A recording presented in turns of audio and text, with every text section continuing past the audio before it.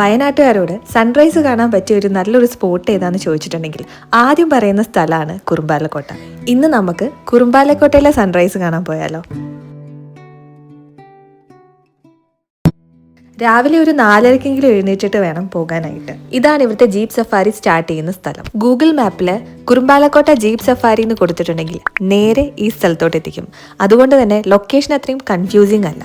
തലേ ദിവസം പിറ്റേന്നത്തെ sunrise time നോക്കിയപ്പം 6:30 കാണിച്ചത്. എന്നാലും കുറച്ച് നേരത്തെ പോകുന്നത് എന്തുകൊണ്ടും നല്ലതാണ്. സൺറൈസ് പോയിന്റിലോട്ട് എത്തണമെന്നുണ്ടെങ്കിൽ 2 രീതിയിൽ നിങ്ങൾക്ക് പോവാം. ഒന്ന് ട്രക്ക് ചെയ്ത് പോവാം, അല്ലാന്നാണെങ്കിൽ ജീപ്പ് എടുത്തിട്ട് പോവാം. 4:30 എഴുന്നേറ്റെങ്കിലും എത്തിയത് ഇച്ചിരി ലേറ്റ് ആയിപ്പോയി. അതുകൊണ്ട് നമ്മൾ ജീപ്പ് എടുത്തിട്ടാണ് പോകുന്നത്. ഒരു ജീപ്പിന് 600 രൂപയാണ് അവർ ചാർജ് ചെയ്യുന്നത്. ഈ ഒരു സ്ഥലം വരെ ജീപ്പ് വരുള്ളൂ. ഇനി നിങ്ങൾക്ക് ഒരു സൈഡ് ജീപ്പ് പോയാൽ മതി, തിരിച്ചിറങ്ങും ട്രക്ക് ചെയ്താൽ മതിയെങ്കിൽ അങ്ങനെയും ചെയ്യാം. എടുത്തു പറയേണ്ട ഒരു കാര്യം, കാറ് മുകളിലോട്ട് പോകില്ല, ജീപ്പോ ബൈക്കോ പോകും. ജീപ്പ് പോകുന്നവിടം വരെ ബൈക്കും പോകുന്നതാണ്. ജീപ്പ് നിർത്തി അവിടെ നിന്ന് കുറച്ച് നടക്കാനുണ്ട്. അത് അത്യാവശ്യം നല്ലൊരു കയറ്റം തന്നെയാണ് നടക്കാനായിട്ടുള്ളത്. മഴക്കാലത്ത് ഈ ഒരു വഴി ഞാൻ അത്രയും റെക്കമെൻഡ് ചെയ്യുന്നില്ല, കുറച്ചൊരു ബുദ്ധിമുട്ടായിരിക്കും. അങ്ങനെ ആ കയറ്റമൊക്കെ കയറി നമ്മൾ സൺറൈസ് പോയിന്റിന് അടുത്തെത്താനായി. ഉദിച്ചു വരുന്ന സൂര്യനെ കാണാൻ ഒരു പ്രത്യേക ഭംഗി തന്നെയാണ്. ആ സമയത്ത് ആകാശമൊക്കെ കാണാൻ ഭയങ്കര ഭംഗിയാണ്.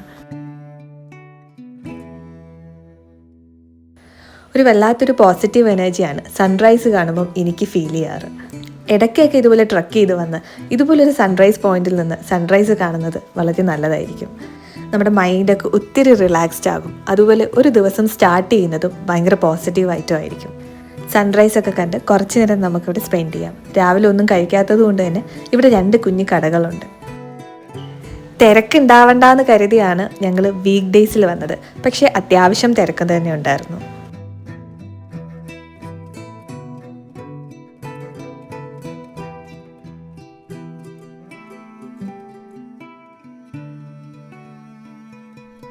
മറ്റൊരു കാര്യം എനിക്ക് എടുത്തു പറയാനായിട്ടുള്ളത്, ഇവിടെ വരുന്നവർ പ്ലാസ്റ്റിക് എല്ലാം കൊണ്ടുവരുന്നുണ്ടെങ്കിൽ അതുപോലെ തിരിച്ചു കൊണ്ടുപോകാനായിട്ട് ശ്രമിക്കുക. ഇവിടെ ഒത്തിരി പ്ലാസ്റ്റിക്കുകളൊക്കെ നിലത്ത് നിങ്ങൾക്ക് കാണാം. ഇത്രയും മനോഹരമായിട്ടുള്ള ഒരു സ്ഥലത്തെ അതുപോലെ തന്നെ വെക്കാനായിട്ടല്ലേ നമ്മൾ ശ്രമിക്കേണ്ടത്.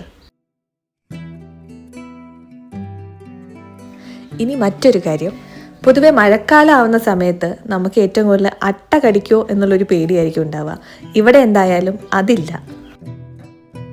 ഇപ്പം മഴക്കാലം ആയതുകൊണ്ട് വയനാട്ടിൽ നല്ല തണുപ്പാണ്. അതുകൊണ്ട് രാവിലെ നിങ്ങൾ വരുന്ന സമയമാണെങ്കിൽ അത്യാവശ്യം വിൻ്റർ വെയർ ഒക്കെ കയ്യിലെടുക്കുന്നത് നന്നായിരിക്കും.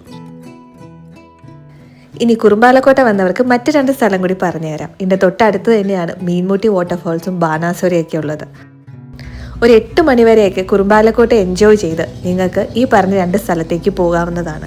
ഈ 2 സ്ഥലം ഓപ്പൺ ആവുന്നതും 9 മണിക്കാണ്.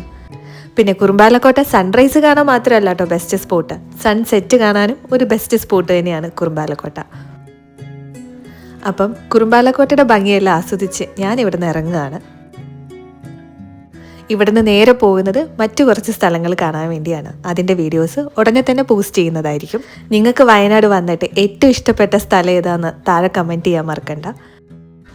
അപ്പോൾ ഇത് ചെറിയൊരു വീഡിയോ ആണ്. ഈ വീഡിയോ നിങ്ങൾക്ക് ഇഷ്ടപ്പെട്ടെന്ന് വിചാരിക്കുന്നു. ഇതുപോലെ മറ്റൊരു യാത്രയായിട്ട് നമുക്ക് കാണാം.